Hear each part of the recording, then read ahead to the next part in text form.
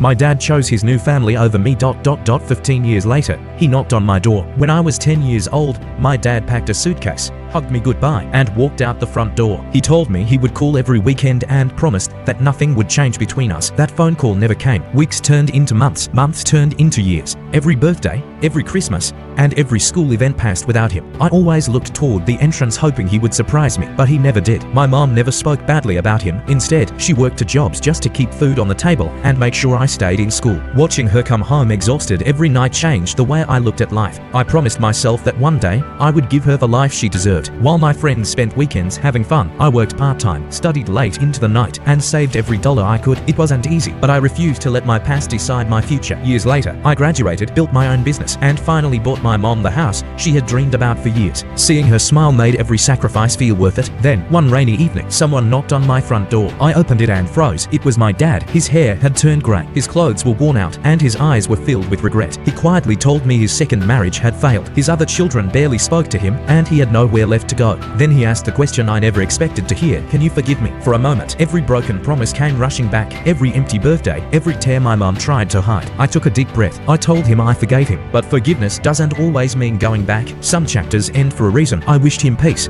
closed the door, and walked back inside. That night, I realized the greatest revenge isn't making someone suffer. It's building a life so full of peace that the past no longer controls your future.